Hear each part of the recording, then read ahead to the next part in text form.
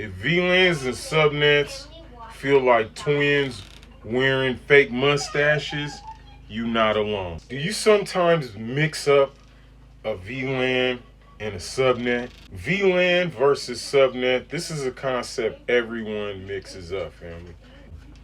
This is one of the most misunderstood topics in the CCNA curriculum. Today we're going to be untangling it completely. So just stick around. Shout out to all my PacketChasers. PacketChasers in the building. If you don't know, this is your sign to get your CCNA.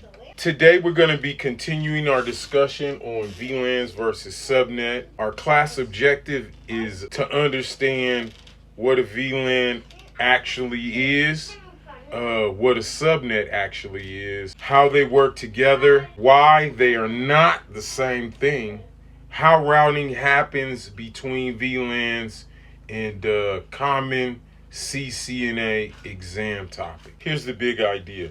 The simple version is this. A VLAN is a layer 2.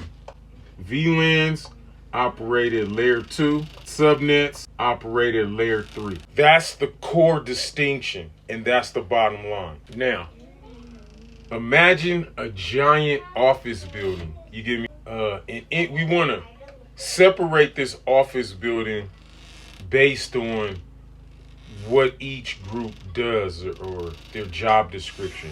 We're going to give each department its own room, and we're going to use VLANs to separate these rooms. So when we give each department its own room, for example, we're going to give HR, right, a VLAN 3, for example. We're going to go with sales. We're going to get in VLAN 6. And then we're going to have the IT department. We're going to get in VLAN 9.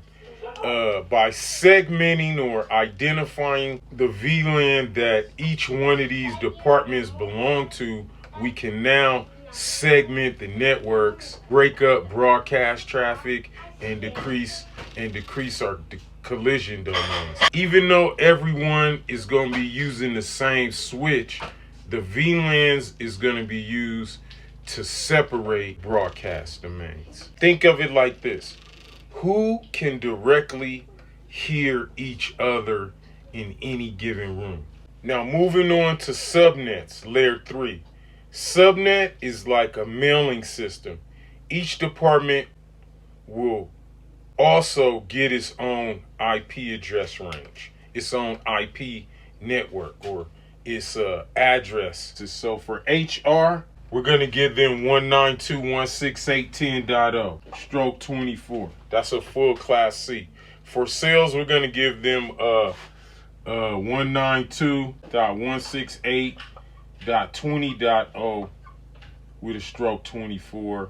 And then IT, we're going to give them 192.168.30.0 with a stroke 24.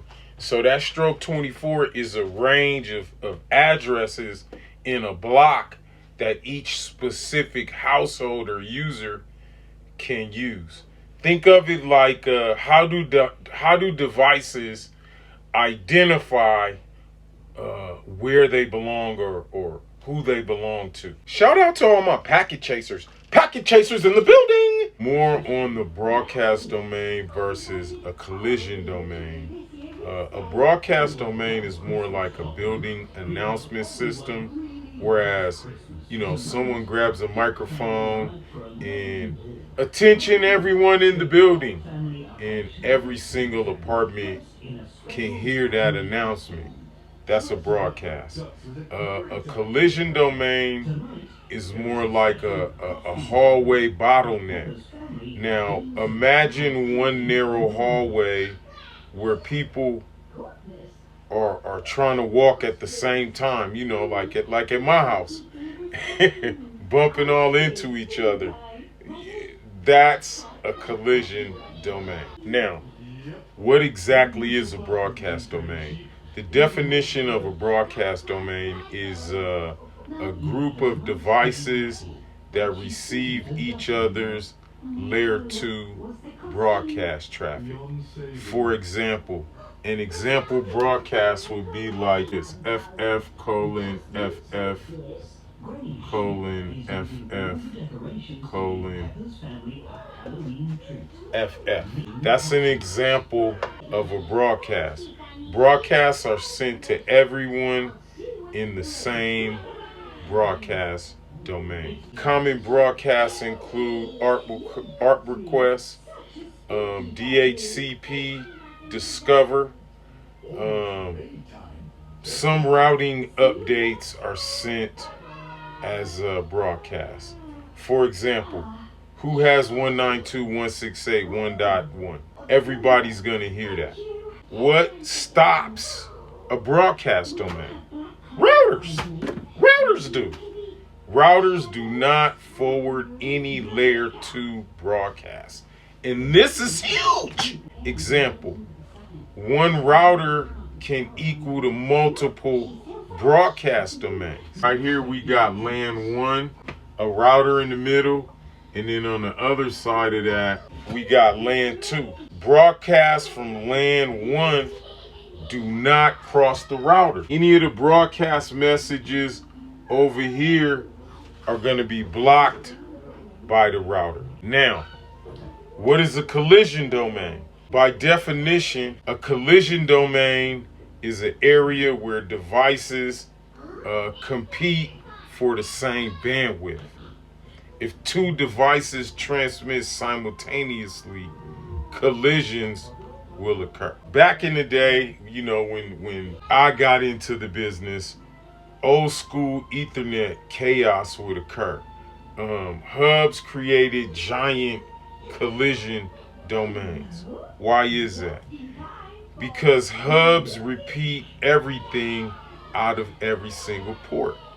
We call that hub behavior. With a hub, you have like a hub here. You got PC2, you got PC1 right there. Everyone is going to be sharing the same wire. So everyone shares the same wire logic in this situation, but only one device can talk at any given time. Hub behavior. In these type of situations, we talking about collision domains.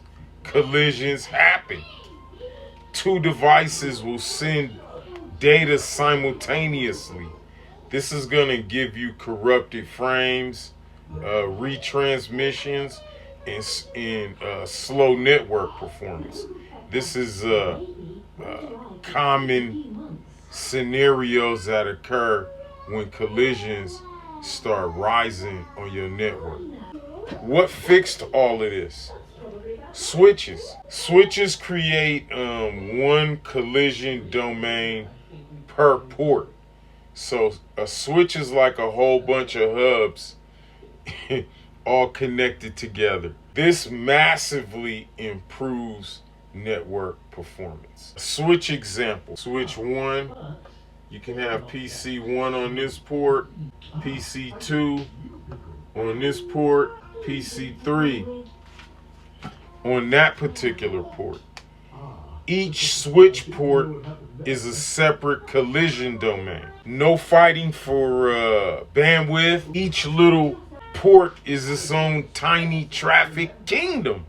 The important difference between the two devices is broadcast domains, broadcast traffic, VLAN, they're layer 2, and a common issue is broadcast storms, as opposed to the collision domain, where there's bandwidth competition. Switches, layer 1 and 2 live there. Ethernet collisions occur at here. VLANs create separate broadcast domains, even on the same switch. So this is where the confusion comes into the game, because typically routers are the only devices that could separate broadcast domain. Now switches can, Lord have mercy. That's because of the impact of VLAN, virtual local area networks. Here's an example. So PC1 can be on VLAN 10, PC2 can be on VLAN 20, and PC3 can be on VLAN 30. All of those devices reside or connect via the same switch, but they're all on separate broadcast domains. So, in these broadcast domains, broadcasts stay isolated. 4 PCs are connected to a switch. What happens? PC1 sends an ART request. What's going to happen when this ART request is sent out? The entire VLAN is going to receive it. So we're just going to assume all of these ports are on the same VLAN. So when PC1 sends out an ART request, everybody on VLAN 10, which all these devices are now part of VLAN 10, they're all gonna receive this ART request. So when PC1 is sending traffic, only PC1 switch port is involved. So no collisions with other ports. I'm gonna say this like I always say, you must study each and every day to get your CCNA. And if you'd like to join us on our march towards the CCNA certification, make sure you click on the link below and become a member of our PacketChaser Patreon study group. I do appreciate each and every one of you for coming through today. Shout out to all my PacketChasers. PacketChasers in the building!